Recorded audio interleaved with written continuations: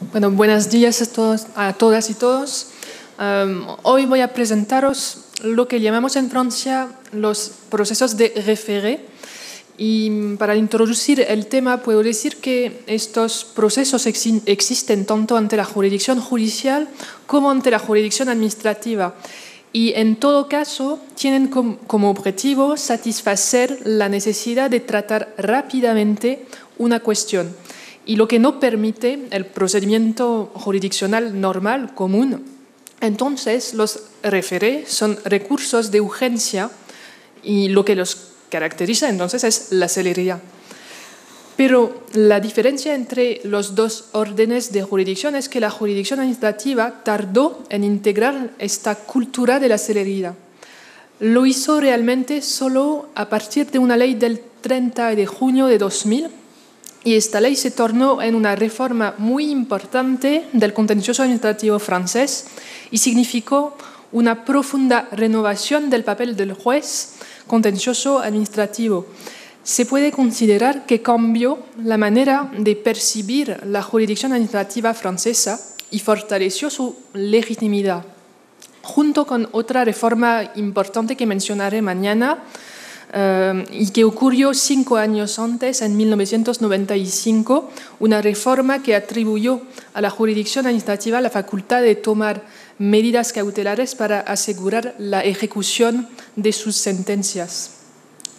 Pero la reforma de 2000 convirtió el juez del contencioso administrativo en un protector eficaz de los derechos de los justiciables. Cabe hacer algunas observaciones sobre lo que justificó la adopción de esta ley.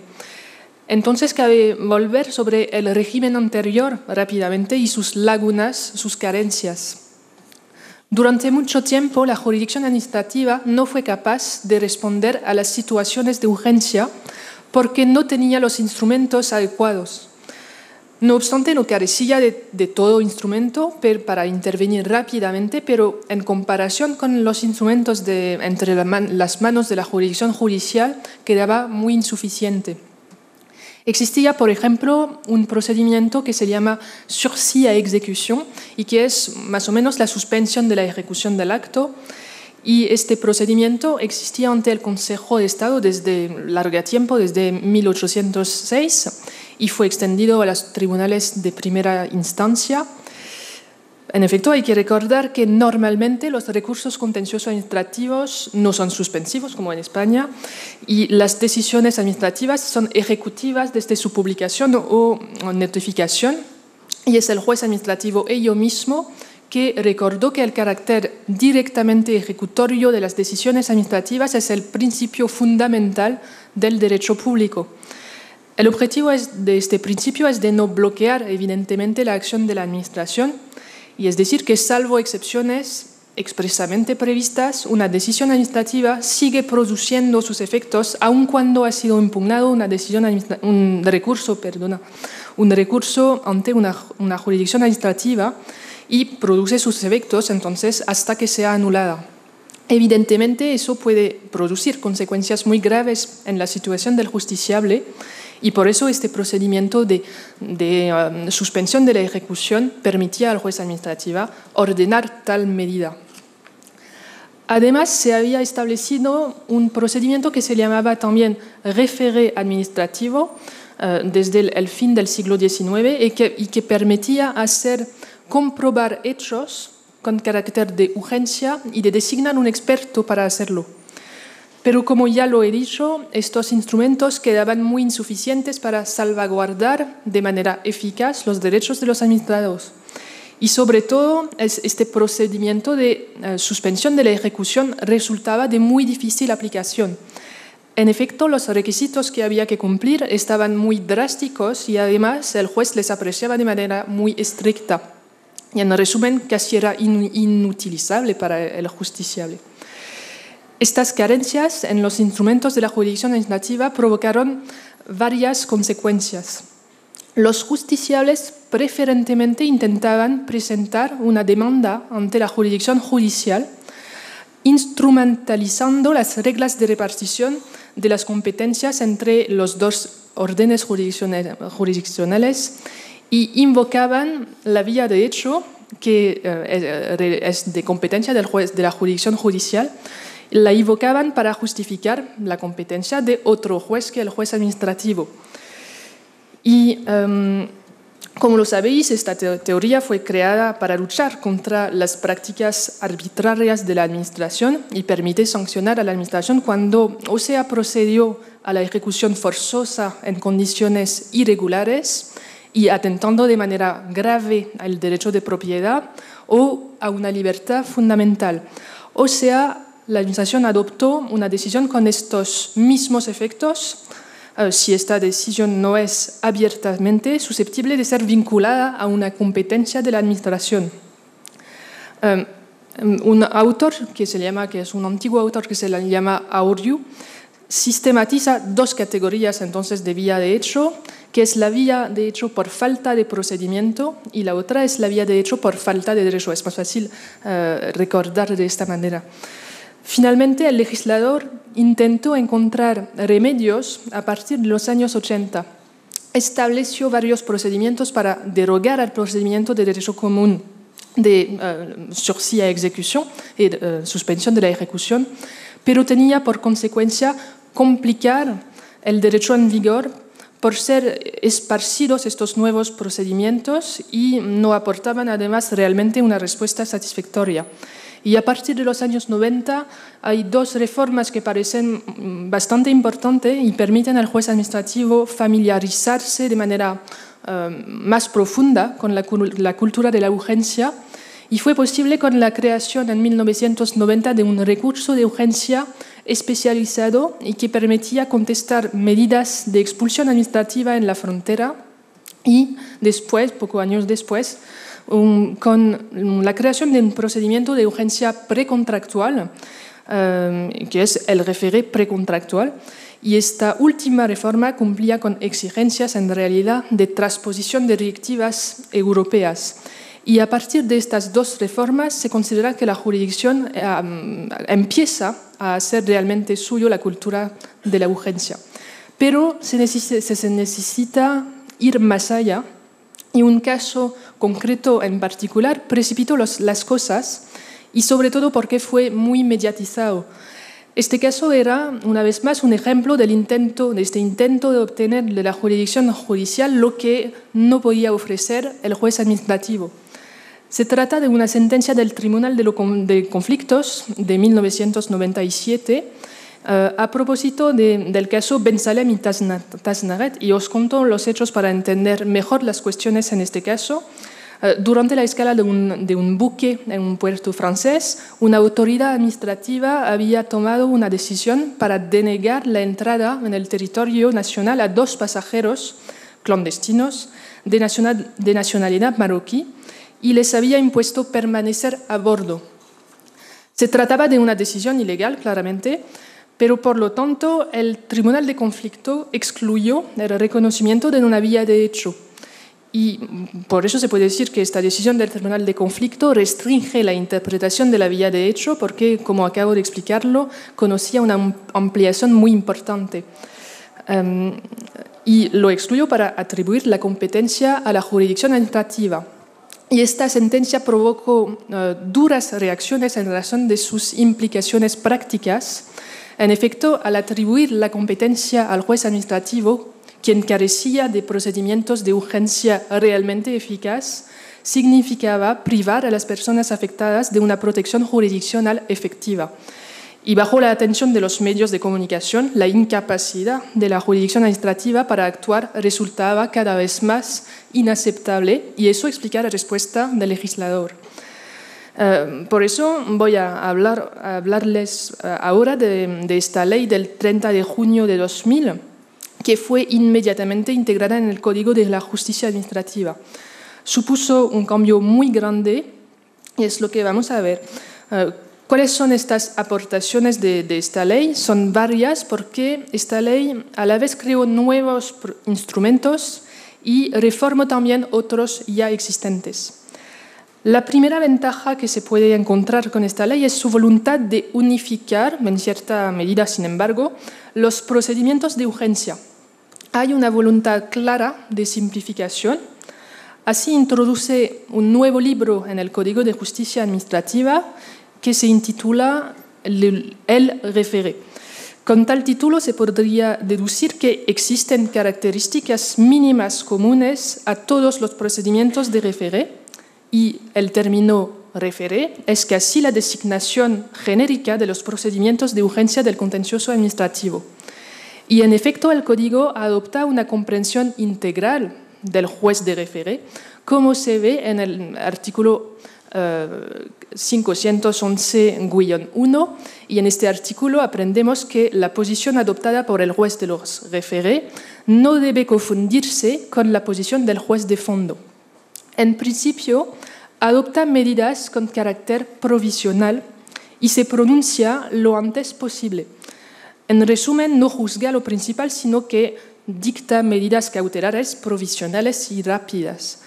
No debe poner fin definitivamente al litigio y no puede prejuzgar el tema principal del litigio. Así, evidentemente, no puede anular o reformar una decisión administrativa y tampoco puede condenar a la administración a pagar una indemnización por daños y perjuicios. Este carácter provisional tiene por consecuencia que los órdenes de référé no gozan de la autoridad de cosa juzgada, tanto frente al juez del principal, que puede pronunciarse libremente en sentido contrario o diferente, como frente al magistrado que ordenó las medidas. Por lo tanto, no quiere decir que estas medidas no tienen carácter vinculante y las partes tienen que conformarse a estas medidas provisionales ordenadas por el juez. Luego, lo que caracteriza estos référés es la simplificación de las reglas de procedimientos. Son procedimientos simplificados en comparación con el procedimiento administrativo común y esta simplificación es la condición para que el juez dicta su sentencia dentro de un corto plazo. La simplificación concierne tanto las reglas de admisibilidad, por ejemplo, la dispensa de la regla de la existencia de una decisión previa, salvo para un procedimiento que mencionaré adelante, como las reglas del juicio ello mismo. La ilustración tópica es la organización de la formación de juicio. Para facilitar una solución rápida, normalmente el juez de los référés es un juez único, es decir, que la formación de juicio no es colegiada. Y he dicho normalmente porque desde la adopción de una ley en 2006, si el caso resulta ser difícil, es posible recurrir de nuevo a la colegialidad. También otro ejemplo es que no hay magistrado ponente, es el mismo juez quien tiene a cargo la introducción del caso y el dictado de la sentencia. Y último ejemplo es importante en Francia, es la dispensa de las conclusiones orales del denominado ponente público. En el procedimiento contencioso administrativo común se trata de un miembro de la jurisdicción que tiene el rol de ministerio público y cuya misión es exponer las cuestiones que plantea el caso contencioso y dar a conocer en toda independencia sus conclusiones y apreciación imparcial sobre las circunstancias del hecho del caso y las reglas también jurídicas aplicables. Al fin, propone la solución que, según su conciencia, requiere el litigio sometido a la jurisdicción. Y claramente esta dispensa del ponente público contribuye a acelerar el procedimiento. No obstante, cabe precisar que el juez de los référés no puede ser cualquier miembro de la jurisdicción. Justamente porque se pronuncia solo, se necesita que sea un juez experimentado para compensar la ausencia de colegialidad. El código precisa la identidad de este juez en función de cada jurisdicción. En cualquier caso, el juez de los référés es una formación de las jurisdicciones administrativas generales, es decir, que es una emanación de ellas. Pese a estas características comunes, una importante heterogeneidad permanece en el ámbito de los référés. En realidad, el conjunto de reglas comunes a todos los tipos de référés se revelan muy reducidas. Más adelante, en la lectura del código, descubrimos en realidad que existen tres grandes tipos de jueces de référés. El primero es el juez que estatuye en urgencia, donde encontramos el référé suspensión, el référé libertad y el référé conservación, que llamamos más medidas útiles. Para estos tres procedimientos, la condición de urgencia está exigida. Os hablaré de ellos más adelante. Luego, el segundo es el juez que ordena una constatación o medidas de instrucción, que es menos espectacular, es verdad, pero se puede decir que estas medidas de experticia son la vida cotidiana de la jurisdicción administrativa. Y en estos dos casos, la condición de urgencia no está exigida. Por fin, el último es el juez que otorga medidas de provisión y que es bastante especial porque tiene por objetivo evitar el juicio. En efecto, permite obtener un anticipo de una cantidad adeudada por parte de la Administración. El ejemplo típico es lo de los sueldos debidos a un funcionario. En este último caso, la condición de urgencia tampoco está exigida. Las diferencias de régimen entre estos tres tipos de jueces de référé ilustran esta heterogeneidad. Pero lo ilustra aún más el último título de este libro, que hace referencia a disposiciones varias y específicas a ciertos contenciosos. Con tal título se entiende que estos procedimientos son realmente especiales y se trata de procedimientos en materias específicas, como en materia contractual, en materia tributaria, también de comunicación o audiovisual, o de regímenes especiales en materia de suspensión. A veces se diferencian de manera muy importante del régimen de los référés generales. Para dar un ejemplo, el juez del référé precontractual, que es un procedimiento que permite al candidato excluido contestar el procedimiento de un contrato, al invocar el incumplimiento de las obligaciones de publicidad y de transparencia. En este caso, el juez tiene un oficio diferente, ya que si efectivamente estatuye con celeridad, las medidas que adopta están definitivas en la mayoría de los casos. Entonces no presentan un carácter profesional como lo exige el artículo 511-1 que mencioné previamente. Lo que quiere decir que conduce este juez a pronunciarse sobre el fondo. Y se dice que en el código que estatuye solo en la forma de los référés. Y condujo por eso la doctrina a llamar esta hipótesis référé al fondo, lo que puede parecer un poco raro. Para resumir la presentación de la arquitectura del código, hay por un lado los référés generales, suspensión, libertad, medida útil, constatación, instrucción y provisión, y por otro lado los référés específicos. Pero la presentación adoptada por el Código no satisface plenamente la doctrina administrativa francesa, que propone distinciones alternativas. Sobre todo entre los référés generales, la distinción entre los de urgencia y las otras dos categorías previstas podría crear confusión.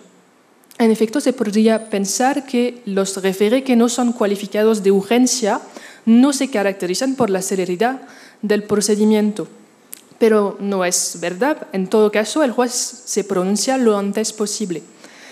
Para un autor que también está especializado en contencioso administrativo, que se llama el profesor Lebeau, esta dificultad puede resolverse cuando se distingue entre los référés para los que la urgencia, por así decirlo, está presumida, y es las medidas de experticia o el référé provisión, y lo que explica que en este caso el demandante no debe justificar la urgencia, es decir, probar la necesidad de obtener rápidamente una decisión jurisdiccional. Y luego hay los référés para los que la urgencia constituye un derecho de acceso a la adopción de una medida, es decir, que se torna en un requisito y el demandante debe justificar que en su caso particular necesita obtener rápidamente una medida para salvaguardar sus derechos. Se trata aquí de los référés suspensión, libertad y medidas útiles. Y si no lo justifica, tendrá que esperar la intervención del juez del fondo. Una vez hechas las precisiones sobre el contenido de la noción de référé utilizada por el código, voy a centrarme únicamente sobre los référés generales y en particular sobre los que el código llama de urgencia, porque se puede considerar que esta categoría constituye una de las aportaciones las más espectaculares de la reforma, y entre ellos el référé suspensión y libertad son los más utilizados por los demandantes. En efecto, son considerados como los más eficaces para la salvaguardia de los derechos de los administrados. Veamos el référé suspensión. Lo encontramos en el código, en el artículo 521-1, que establece que cuando una decisión administrativa, incluso negativa, es objeto de un recurso de anulación o reformación, el juez de la urgencia puede, a solicitud del demandante, ordenar la suspensión de la ejecución de aquella decisión o de algunos de sus efectos cada vez que la urgencia le justifica y que el recurso de anulación o reformación expone un argumento susceptible de crear una duda seria en cuanto a la legalidad de la decisión. Así, este instrumento permite obtener la suspensión de la ejecución y cabe abocarse sobre los requisitos para solicitar esta medida. El primer requisito es la existencia de una demanda principal. Necesariamente debe existir una demanda principal solicitando la reformación o la anulación de la decisión administrativa. La solicitud de medida cautelar es paralela. El segundo requisito es la justificación de la urgencia en la suspensión del acto, y que normalmente es el requisito examinado en primer lugar. Para que la justificación sea aceptada, la decisión administrativa debe perjudicar de manera suficientemente grave e inmediata a un interés público, a la situación del demandante o a los intereses que éste afirma defender. Significa dos cosas.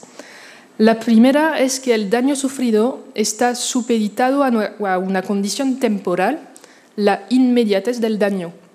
Es decir, que está a punto de producirse. Y si la decisión, mientras tanto, fue revocada, abrogada o fue totalmente ejecutada, evidentemente no existirá urgencia a suspenderla. La segunda cosa es que el daño sufrido está supeditado a una condición de intensidad. Es la gravedad de las consecuencias de la decisión impugnada. Hay que precisar que el juez aprecia el requisito de manera concreta, objetiva y global. En efecto, el Consejo de Estado indicó en su jurisprudencia que el juez tiene que tomar en cuenta todas las circunstancias del caso. Es decir, que realiza un equilibrio de intereses y toma en cuenta la urgencia invocada por el demandante, pero también la urgencia invocada por la administración demandada. Y en general, la administración invoca una urgencia a la no suspensión de la decisión. Entonces, la apreciación de la urgencia se hace según un equilibrio de las urgencias invocadas, tanto desde el punto de vista del demandante que del demandado. Además, existen ciertos casos en los cuales el requisito de urgencia está presumido.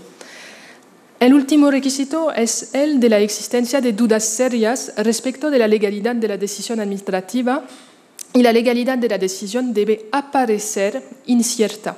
Es decir, que a diferencia del procedimiento contencioso administrativo común, no realiza aquí un examen en profundidad del caso. Por eso se dice que es un juez de la verosimilitud. Vamos a ver ahora las medidas que puede ordenar este juez de la suspensión. Puesto que lo que se pide al juez es que ordene la suspensión de la ejecución de la decisión administrativa impugnada, la medida principal que el juez puede ordenar es dicha suspensión.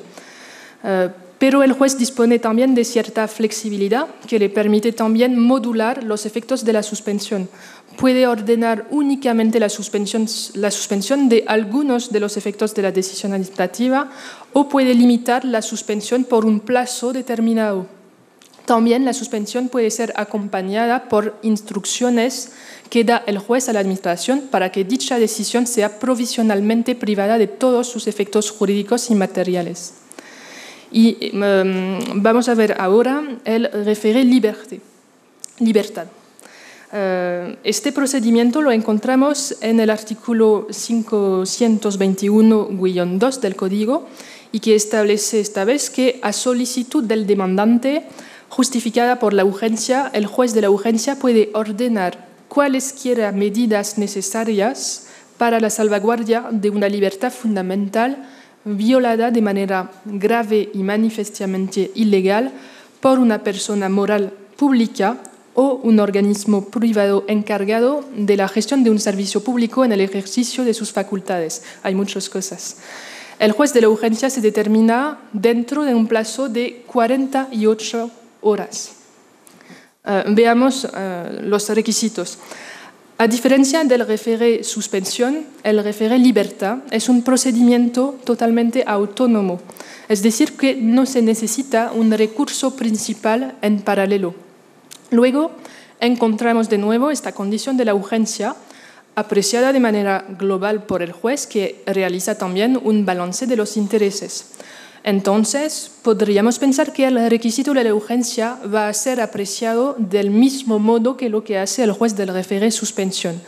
Pero este no es el caso, como lo precisó el Consejo de Estado. En efecto, considera que al distinguir los dos procedimientos, el legislador quiso responder a situaciones diferentes y por eso los requisitos a los cuales está subordinada la aplicación de estas disposiciones no son los mismos ni tampoco los poderes entre las manos del juez. Así, por ejemplo, si un référé suspensión y un référé libertad están presentados al mismo tiempo, la admisión o el rechazo del requisito de la urgencia de uno no presupone la admisión o el rechazo de la urgencia del otro. Con el référé libertad, el demandante debe justificar la intervención del juez lo más pronto posible para poner fin a la violación de la libertad fundamental o prevenir una violación inminente. Más precisamente, se trata de determinar si el juez debe necesariamente intervenir en un plazo de 48 horas. Es decir, que la apreciación es más restrictiva que en el ámbito del référé suspensión y en ningún caso la urgencia está presumida. Otro requisito es un atentado grave e abiertamente ilegal a una libertad fundamental y este atentado debe provenir de una persona de derecho público o un organismo privado encargado de la gestión de un servicio público en el ejercicio de sus facultades. ¿Qué quiere decir? La primera dificultad que se ha planteado es la significación de libertad fundamental. ¿Son las libertades constitucionales o las libertades individuales, colectivas? El artículo del Código no nos da una lista y tampoco nos ofrece una definición. Entonces es el juez administrativo que les determina progresivamente usando de una expresión que es libertad fundamental en el sentido de las disposiciones del Código. Y es un enfoque muy casuístico.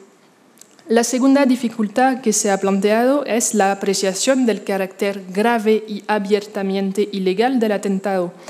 El juez precisó lo que se considera como grave. Distinguió entre los casos en los que se dificulta el ejercicio de una libertad y en los que se obstaculiza su ejercicio. Así, la violación es grave solo cuando impide el ejercicio de una libertad y no cuando lo hace difícil. El juez lo aprecia de manera muy concreta y objetiva al examinar los efectos de la decisión o del comportamiento impugnado sobre la situación real del demandante. Pero hay que precisar que no se exige que el atentado a la libertad fundamental sea actual. Simplemente puede ser inminente. Eso confiere carácter preventivo al référé libertad. Luego encontramos la ilegalidad que debe de ser esta vez manifiesta. Se trata de un atentado abiertamente ilegal, es decir, que aquí el juez no se satisface de la verosimilitud. Dudas serias no son suficientes, como lo son en el ámbito del référé suspensión, entonces debe de ser evidente. Se trata de una certeza o casi certeza y por eso hablamos de un juez de la evidencia, lo que supera la etapa de la verosimilitud. Y esta exigencia reforzada puede justificarse por la autonomía de este procedimiento, es decir, por el hecho de que en este caso no hay un recurso al fondo quien acompaña el référé libertad. Por fin, el atentado debe provenir de una persona de derecho público o de un organismo privado encargado de la gestión de un servicio público en el ejercicio de sus facultades. Y esta precisión en el ejercicio de sus facultades está importante porque sirve a distinguir este procedimiento de la teoría de la vía de hecho, de la cual hablo previamente. En efecto, la creación del référé libertad no fue pensada inicialmente para confiscar sus atribuciones a la jurisdicción judicial. Para el legislador solo se trataba de prevenir y limitar los usos abusivos de esta teoría jurisprudencial, la vía de hecho, y el référé libertad y la vía de hecho debían ser complementarios. En efecto, la vía de hecho estaba concebida por sancionar una irregularidad grosera que abiertamente no es susceptible de estar vinculada al ejercicio de una facultad de la administración, cuando el référé libertad estaba utilizado por poner fin o prevenir las otras irregularidades vinculadas esta vez con una facultad de la administración. Pero hoy claramente se puede hablar de una competencia entre estos dos procedimientos y es el procedimiento del référé libertad que obtiene una ventaja. Eso resulta tanto de la transformación de la interpretación de la vía de hecho por parte del Tribunal de lo Conflicto y en el sentido de su restricción, en una sentencia de 2013. Antes se trataba, por ejemplo, de un atentado grave al derecho de propiedad o a una libertad fundamental y hoy se trata de una extinción del derecho de propiedad y de un atentado a una libertad individual únicamente y no una libertad fundamental. Y también hay evoluciones de la jurisprudencia del Consejo de Estado relativa al référé libertad y, en efecto, a pesar de la letra legislativa, el Consejo de Estado desde 2013 considera que es competente para dar órdenes a la Administración para que ponga fin a un atentado grave y abiertamente ilegal al derecho de propiedad, lo cual reviste el carácter de libertad fundamental, según él, en el sentido del artículo del Código, y para quedar totalmente claro, añade, aunque el atentado tenga el carácter de una vía de hecho. Entonces confisca esta competencia. Esta evolución podemos hablar de una verdadera emancipación del juez del référé libertad, puede explicarse por la dificultad en la práctica de distinguir entre cuando la administración actúa en el marco de sus competencias y cuando actúa fuera de su campo de competencias. Finalmente, esta evolución resulta ser más favorable a los justiciables, ya que será en todo caso más interesante dirigirse a la jurisdicción administrativa. En efecto, tendrán la seguridad de no equivocarse de juez, mientras que si se dirigen a la jurisdicción judicial, se declarará potencialmente incompetente si la vía de hecho no está reconocida. Vamos a examinar rápidamente las medidas que puede adoptar este juez del référé libertad. Las medidas están más varias que lo que puede hacer el juez del référé suspensión y, en efecto, la ley otorga al juez el poder de adoptar cuantas medidas que estime necesarias para salvaguardar una libertad fundamental. Y entre estas medidas puede ordenar requerimientos a la administración, es decir, darle orden de hacer algo o de no hacerlo. Este poder de ordenar requerimientos es la gran novedad de la ley de 2000 porque tradicionalmente el juez administrativo francés se negaba esta posibilidad y no quería sustituirse a la administración, no quería actuar como administrador, salvo en la hipótesis de la ejecución de sus sentencias desde esta ley que mencioné de 1995. Con las medidas a su disposición, el juez del référé libertad puede alcanzar el mismo resultado que el juez del référé suspensión, ya que puede ordenar la suspensión también, pero también puede ir más allá al ordenar a la administración que haga algo. Por ejemplo, restituir un pasaporte, proceder a la desratización de un centro penitenciario, o puede ordenarla que no haga algo. Otra diferencia con el référé suspensión es que el référé libertad puede ser dirigido contra una actividad material, mientras que el référé suspensión solo puede serlo contra un acto jurídico. Y, por ejemplo, con las medidas de arresto domiciliario, que a menudo pronunciadas durante el estado de urgencia en Francia, el juez del référé libertad puede mantenerlas, suspenderlas o obligar a la administración a modificar las condiciones de este arresto domiciliario. Algunas palabras rápidas sobre el último référé de la categoría de los référés de urgencia es el de conservación o medidas útiles. Lo encontramos también en el código, en el artículo 521-3, y establece que en caso de urgencia y mediante una simple solicitud que será admisible incluso en ausencia de acto administrativo previo, el juez de référé puede ordenar cualquier otra medida útil sin obstaculizar la ejecución de ningún acto administrativo. No voy a dedicar demasiado tiempo sobre este último référé, ya que queda relegado. Es secundario comparativamente con los référés suspensión y libertad, y podemos decir más bien que les completa. Es una suerte de medida cautelar residual que puede adoptarse en los supuestos en los que no exista una medida cautelar específica. Es decir, se trata de cualquier otra medida oportuna. Por lo que se refiere a sus requisitos, no se necesita que exista un recurso al fondo, no es una obligación, y luego encontramos de nuevo esta condición de la urgencia. El demandante debe también justificarla. El segundo requisito es dedicado a la utilidad de las medidas conservatorias, deben ser necesarias a la preservación de la situación del demandante. Y el tercer exige que las medidas pedidas no obstaculizan la ejecución de una decisión administrativa. Es decir, que este référé no debe ser utilizado para obtener la suspensión de una decisión administrativa porque se puede obtener mediante los référés suspensión y libertad. Por fin, el juez añade un requisito que no aparece realmente en el texto y que es la irregularidad del atentado a la situación del demandante, que debe ser evidente. Una vez cumplidos estos requisitos, el juez puede ordenar requerimientos, tanto para ordenar a la administración que haga algo como para ordenarla que no haga.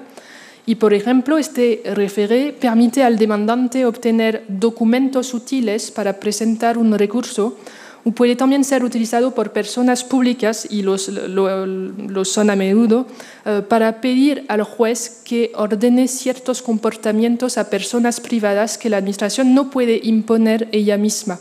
Por ejemplo, la realización de obras o la expulsión de ocupantes precarios del dominio público. Y no sé si se dice exactamente así, pero se trata de personas que no tienen ningún título para ocupar el dominio público. Y el référé medida útil fue sobre todo utilizado para este objetivo. Y para concluir, desde 2000 estos référés de urgencia conocieron un auge muy importante y por consecuencia un verdadero éxito. También quisiera llamar la atención sobre el carácter provisional de las medidas de référé, que es un carácter normalmente clásico. Y en efecto, pese a lo que recuerda el código, este carácter en realidad puede ser relativizado, matizado en cierta medida. En efecto, en el campo del référé libertad, que es casi el más específico, existe una excepción que permite al juez hacer prevaler la eficacia de la salvaguarda de los derechos fundamentales sobre el respecto de este requisito.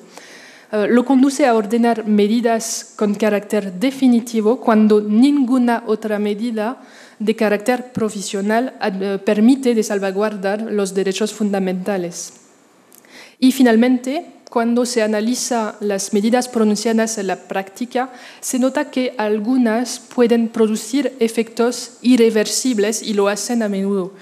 Y hasta tal punto que casi puede ser considerado como un sustituto al juicio al fondo. Digo casi porque teóricamente las medidas se consideran como reversibles, pero no lo son prácticamente. Y para utilizar una expresión de un profesor también contemporáneo, que se llama Benoît Plessis, el provisional en derecho llegó a ser definitivo en facto. Para concluir definitivamente, puedo presentaros un ejemplo de las tipologías alternativas que mencioné previamente sin entrar en el detalle. Y es verdad que no sigue la presentación realizada por el código, pero pienso que refleja bastante bien la realidad.